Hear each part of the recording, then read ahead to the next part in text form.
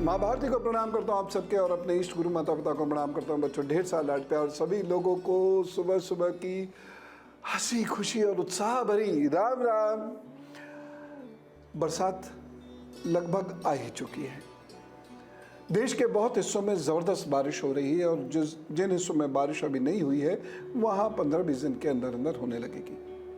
लेकिन ये बारिश रोग लाती है, जिससे आप या आपके परिवार, ख़ासतौर से बच्चे, बहुत प्रभावित होते हैं।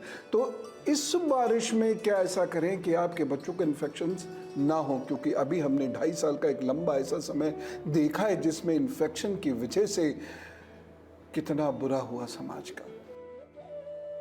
तो इम्यूनिटी स्ट्रांग रहे, इन्फेक्शन ना हो, क्या करें ज़रूर सुन लीजिएगा अपने और अपने बच्चों की खातिर। और दूसरी महत्वपूर्ण बात हम करेंगे कि हनुमान जी उड़े कैसे थे, क्या है उनके उड़ने की सच्चाई, उड़े भी थे कि नहीं, इस विषय पर चर्चा तो करेंगे। और बरसात के पानी का एक ऐसा उपाय जो आपके घर में खुशियां ला सकता है, वो जरूर जानेंगे।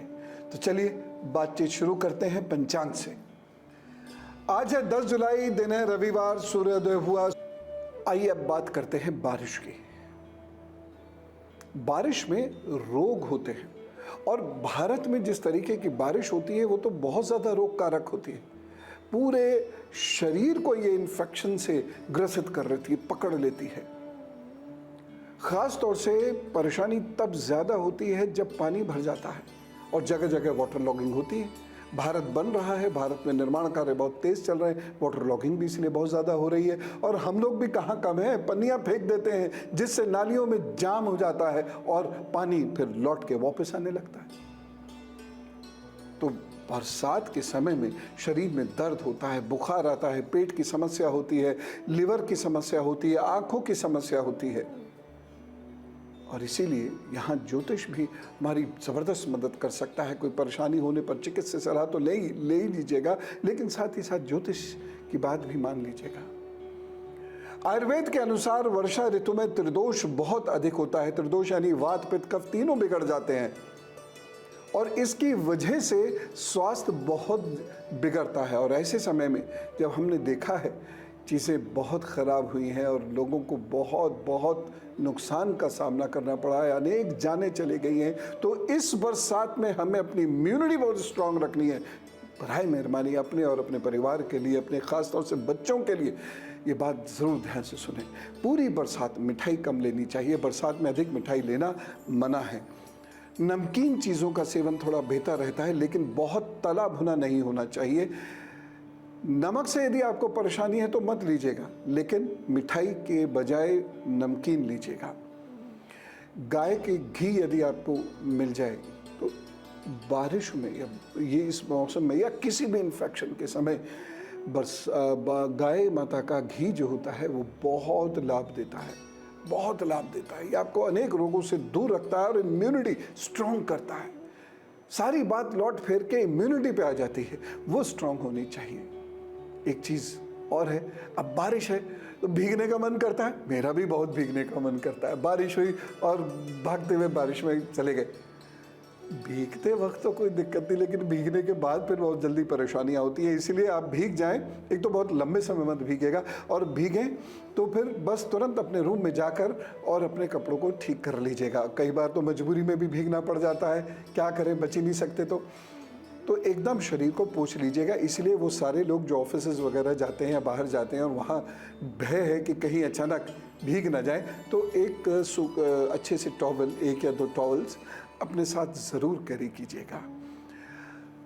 जो लोग भीग जाते हैं, और ख़ास तौर से ध्यान रखिएगा कि अगर आपके जूतों में पानी गया है, चप्पलों में पानी गया है, जाए गई, तो ऐसे में तुरंत पाँव को अच्छे से धोइए और घर पे आते ही उंगलियों के बीच में घी लगा लीजिए। फिर आपको इन्फेक्शन नहीं होगा, नहीं तो स्किन का इन्फेक्शन होने का भय रहता है। और जहां आपके खुजली होती है स्किन पर, वहां पर भी घी तुरंत लगा लीजिएगा, या नारियल के तेल में कपूर मिलाकर वह लगा लीजिएगा। घर में पानी इकट्ठा मत होने दीजिएगा, उसे बुहारते रहिएगा। मैं जानता हूं कठिन काम है, लेकिन ये करना बहुत ज़रूरी है। एक चीज़ और, बरसात के समय पे जो लोग घंटों तक जिम आदि करते हैं वो उन्हें नहीं करना चाहिए। अधिक व्यायाम नुकसान देता है, वात डिस्टर्ब कर देता है, इसलिए बारिश के समय में सामान्य व्यायाम करना चाहिए। बारिश के समय में आप और आपका परिवार ये वायदा करें मुझसे कि आप तुरंत के तुरंत कटे हुए फल और सलाद खाएंगे। थोड़ी देर भी अगर रख दी, यानी 15 मिनट भी वो रखे हुए हैं, तो आप उन्हें नहीं खाएंगे, क्योंकि बारिश के समय में कटा हुआ फल या सलाद ये बहुत जल्दी इन्फेक्टेड हो जाता है और ये परेशानी पैदा करता है। और बारिश के समय में कोई भी फल आप खाएंगे तो काट के ही खाएंगे, क्योंकि बहुत सारे फलों में, ख़ासतौर से आम और अमरूद में, कीड़े अंदर चले जाते हैं और वो सीधे पेट के अंदर और वहाँ फलते फूलते हैं। इसीलिए आप फल काट कर खाएंगे, ठीक। अधिक से अधिक 10 मिनट का कटा हुआ फल अथवा सलाद आप खा सकते हैं, इसके बाद नहीं। और उसमें वैसे भी आयरन बहुत तेज़ी से डेवलप होता है, वो नुकसान देता है। बरसात के समय में और भी बहुत चीज़ों का ख्याल रखना होगा। और इस बार मैं इसलिए विशेष रूप से कह रहा हूँ क्योंकि हमने लगभग 2.25 वर्ष बहुत डर डर कर बिताया है, बहुत अपने लोगों को खोकर बिताया है, और सारी प्रॉब्लम इन्फेक्शन और इम्यूनिटी की थी। तो इन बरसात में ये इन्फेक्शन और इम्यूनिटी की प्रॉब्लम ना हो, इसलिए मैं सारे उपाय आपको बता रहा हूँ। प्लीज़ इसे सीरियसली लीजिएगा अपने और अपने परिवार की खातिर। आगे और बात मैं करूँगा, लेकिन फ़िलहाल जी। गुरुजी, उनका बिजनेस का कुछ भी चल नहीं रहा है, बहुत परेशानी रहती है, पैसा रुकता नहीं है, कुछ भी मतलब कस्टमर्स आते ही नहीं है, और आते हैं तो एकदम गिने चुने आते हैं कस्टमर्स। तो उसके लिए कुछ उपाय, एक वर्ष जो उपाय मैं बता रहा हूँ वो करवा दीजिए, उसके बाद चीज़ें ठीक हो जाएंगी, ठीक है। कोई ऐसी बहुत टेंशन मत लीजिए 1 वर्ष तक, लेकिन ये उपाय ज़रूर कर लें। देखिए, पहला उपाय ये है कि कोई अगर सोने अथवा पीतल की अंगूठी बाएं हाथ में किसी भी उंगली में किसी भी दिन धारण कर लें। दूसरी चीज़ ये है कि 5 फलों का दान ये बृहस्पतिवार को ज़रूर कर दिया करें, ठीक है। एक दो उपाय मैं और लिखा देता हूँ जिससे कि सफलता इनको ज़रूर मिले। वो ये है, एक कि ये घर के लोगों की सलाह से काम किया करें। केवल अपनी सलाह से ये काम करेंगे तो उसमें गड़बड़ हो जाएगी। शनिवार के दिन किसी लोहे के बर्तन में सरसों का तेल डालें, उसमें अपना चेहरा बहुत ध्यान से देखकर, और फिर उसको किसी बर्तन में बांधकर जमीन के अंदर दबा दिया करें। ये करें। उसके साथ 5 बादाम शनिवार को बहते हुए पानी में ज़रूर बहा दिया करें, चाहे नाली हो, नदी हो, नहर हो, कुछ भी हो। बस इतना सा उपाय कर लें, 1 वर्ष तक ये उपाय कर लें, और उसके बाद जो परेशानियां हैं ये अपने आप ठीक होनी शुरू हो जाएंगी ईश्वर कृपा से। बरसात की हम बात कर रहे हैं, और मैं फिर से आपको कारण बता रहा हूँ। इम्यूनिटी अगर कम हो गई तो फिर कोई रोग भयंकर रूप से आपको डस सकता है, और आपने देखा ही है पिछले 2-2.25 वर्षों में क्या हुआ है। डरने की ज़रूरत नहीं होती, लेकिन अलर्ट रहना होता है। बहुत सारे लोग हैं, आप डरा रहे हैं, मैं डरा नहीं रहा हूँ, अलर्ट कर रहा हूँ। सिगरेट की डिब्बी पे जो लिखा होता है वो गलत नहीं है, वो आपको अलर्ट करने के लिए है, वो केवल डराने के लिए नहीं। आपकी केयर करते हैं, इसलिए आपको बता रहे हैं। सर में दर्द इस मौसम में बहुत होता है, आँखों में परेशानी इस बार वैसे भी ज़्यादा होनी है, ध्यान रखिएगा सब लोग। साथ ही साथ सर्दी, नज़ला, खांसी, ये आपके लंग्स को कमज़ोर करता है, आपके श्वास प्रश्वास को कमज़ोर करता है, और इससे इन्फेक्शन एकदम बॉडी में व्याप्त हो जाता है। एक परेशानी लिवर की होती है, एक परेशानी आंतों की इसमें हो जाती है। ख़ासतौर से जो लोग बाहर खाना बहुत खाते हैं और जिन्हें ठेले वेले पे खाने का शौक़ कुछ ज़्यादा होता है, उन लोगों को लिवर और आंतों की परेशानी बहुत पकड़ती है। और इस बार तो वैसे भी फूड पॉइजनिंग बहुत होगी, इसलिए बहुत ध्यान रखिएगा। ख़ासतौर से डायरिया वगैरह बहुत जल्दी होता है। एक और चीज़ है, शरीर में दर्द, हल्का सा बुखार, और शरीर में जो दर्द होता है ना, 3-4 दिन तक परेशान करता है। कोई बात नहीं, उपाय लिखिए।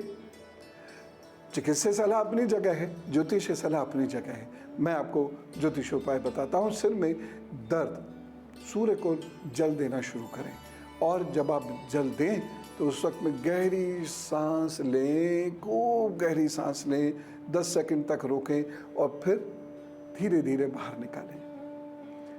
सिर में दर्द अगर आपके रहता है तो सौंफ और धनिया लीजिए, बराबर मात्रा में इसे पीस लीजिए और उतनी ही मिश्री इसमें मिला दीजिएगा, और थोड़ा थोड़ा दिन में 4 बार इसे फाँक लिया कीजिएगा। आप देखिए एकदम इम्यूनिटी स्ट्रांग होगी और आप सर दर्द आदि की परेशानी से बच जाएंगे, बुखार वगैरह से भी बच जाएंगे।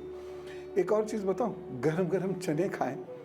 वो जो भून के नहीं खाते हैं चने, पीले वाले जो बंदरों को भी खिलाते हैं, तो वो चने आप गरमा गरम खाएं। और यदि आपको लगता है कि शरीर की शक्ति कमज़ोर हो रही है तो उसे सरसों के तेल में भून कर फिर खाइए गरमा गरम। थोड़ा सा सेंधा नमक उसमें चाहे तो आप डाल सकते हैं, थोड़ा सा काला नमक चाहे तो डाल सकते हैं, या चाट मसाला वगैरह भी थोड़ा सा डाल सकते हैं, और फिर खाइए। और देखिए आपकी सेहत भी मजबूत होगी, आपके अंदर स्टेमिना भी बढ़ जाएगा, और सर पेट की दिक्कतों से भी आप दूर हो जाएंगे। आंखों में यदि परेशानी है, बरसात के बाद जो धूप निकलती है, आपने देखा होगा ना, पूरे शरीर में ऐसा लगता है कि मतलब कोई सुइयां चुभ हो रहा, घमौरियाँ बहुत हो जाती हैं। बहुत सारे लोगों की पित्ती उछल जाती है, और वो पित्ती आंखों में भी परेशान कर देती है जी।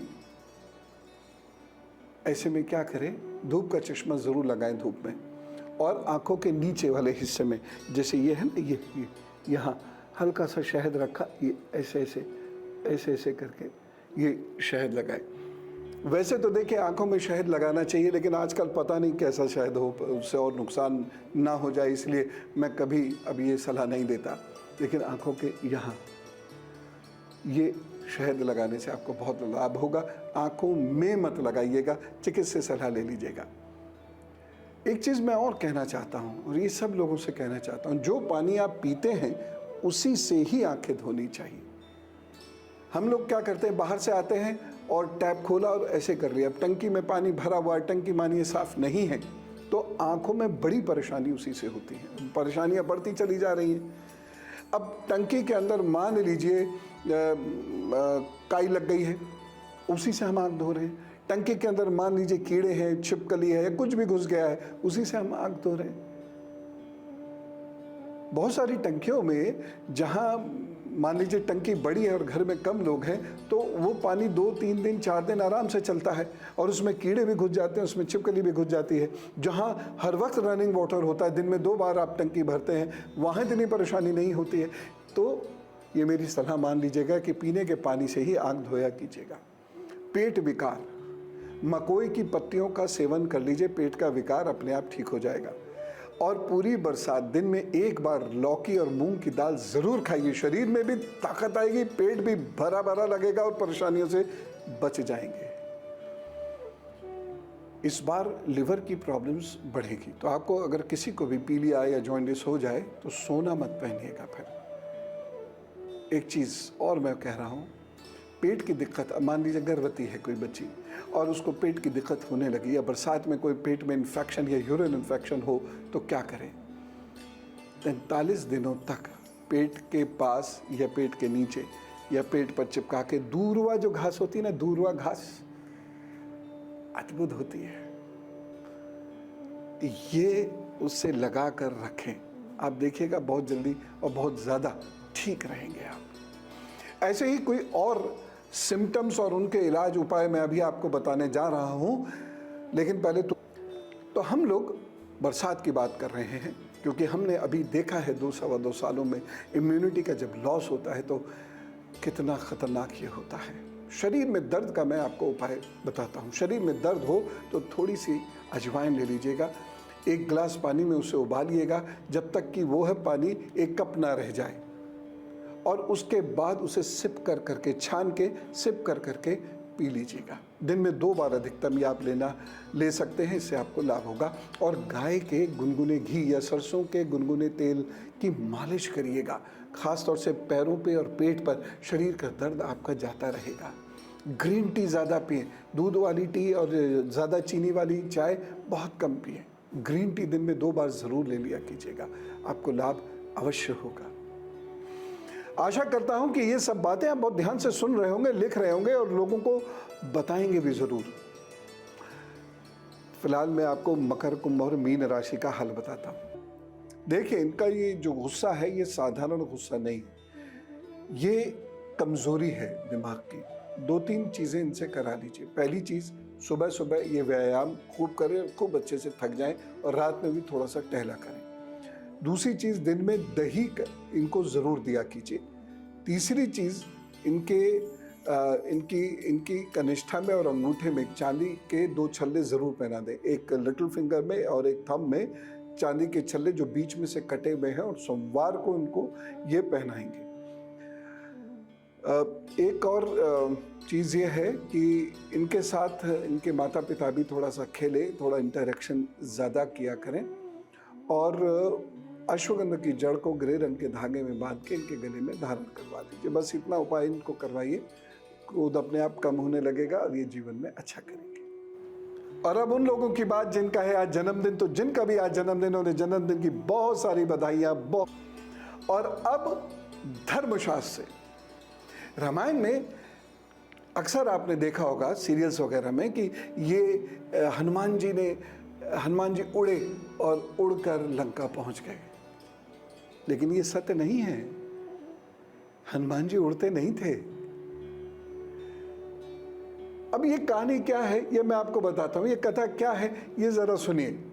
सारे लोग इकट्ठे थे, सबको ये पता तो चल ही गया था कि सीता जी लंका में है, माँ लंका में है, और सब लोग भगवान राम से बहुत प्रेम करते थे, इसलिए वह भगवान राम का काम करना चाहते थे।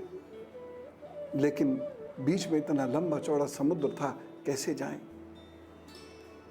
तो अंगद जी ने एक मीटिंग की, सभी वानर वीर उसमें इकट्ठे हुए, और अंगद जी उनसे पूछते हैं कि कौन आप में से ऐसा है जो 100 योजन लंबे समुद्र को छलांग मारकर पार कर सकता है। और आप जानते हैं वानर मतलब वन में रहने वाले नर, ट्राइबल पीपल को वानर कहते हैं। वानर सिनोनिम नहीं है बंदर का, इसलिए बंदर मत कहा कीजिए किसी को भी। अंगद हुए, हनुमान जी हुए, ये सब वानर हैं, वन में रहने वाले नर हैं। खैर, तो अंगद जी ने जब ये लोगों से पूछा तो वानर एक दूसरे का चेहरा देखने लगे, कैसे करे। गज नाम के एक वानर वीर थे, उन्होंने कहा भाई मैं तो अधिकतम 10 योजन तक छलांग मार सकता हूँ। गवाच नाम के एक वानर वीर ने कहा भाई मैं 20 तक कर सकता हूँ। शरभ नाम के एक वानर ने कहा मैं 30 योजन जा सकता हूँ।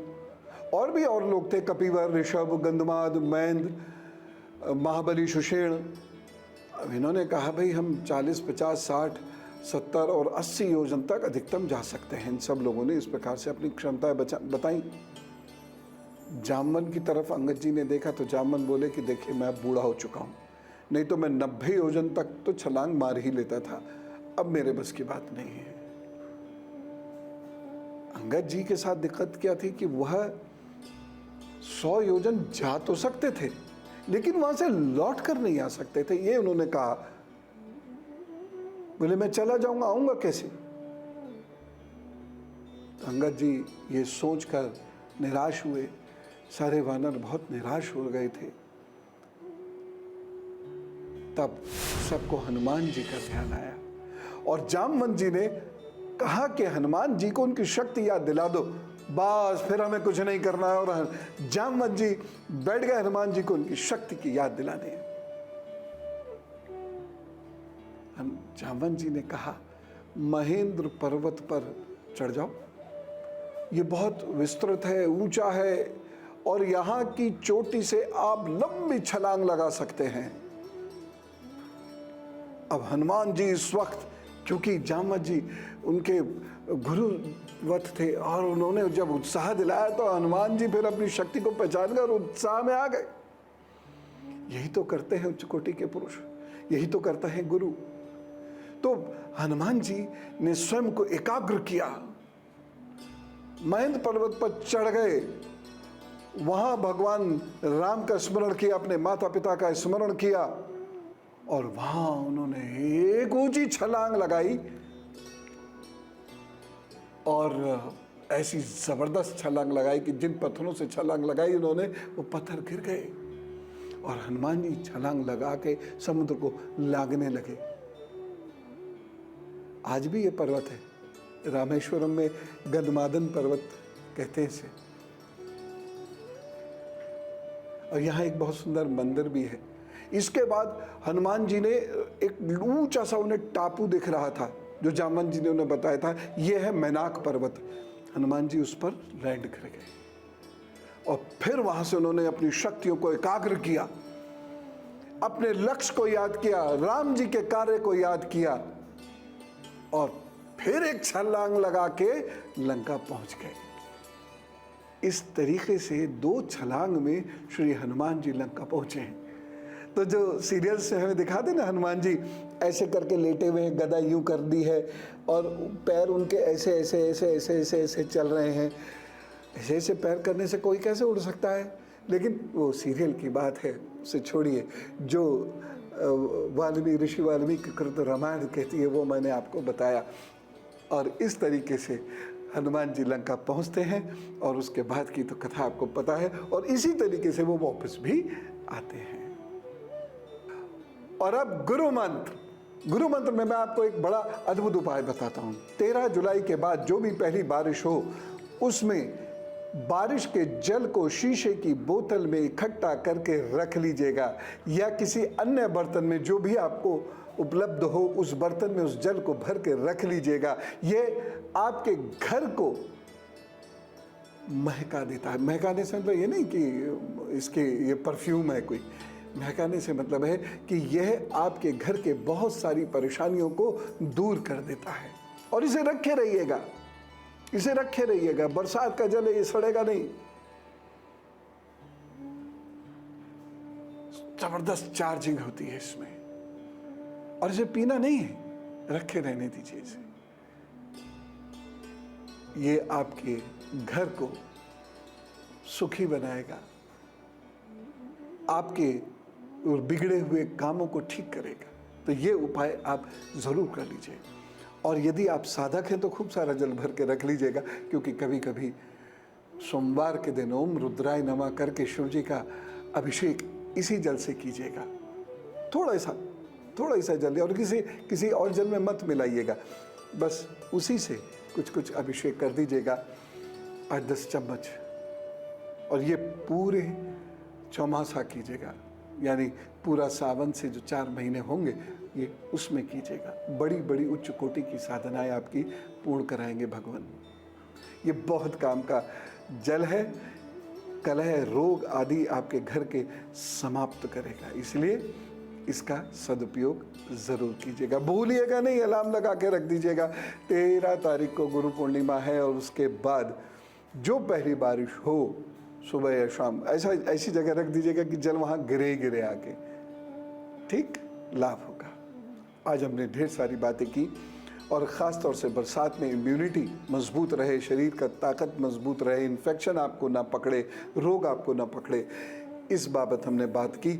आप और आपका परिवार सुरक्षित रहे, और आपका ये फ़र्ज़ बनता है कि दूसरों को भी ये उपाय बताएं, जिससे वो और उनका परिवार भी सुरक्षित रहे। इस कामना के साथ कि आप खुश रहेंगे, मैं आपको प्रणाम करता हूँ, कहता हूँ राम राम, नमस्कार, भारत माता की जय।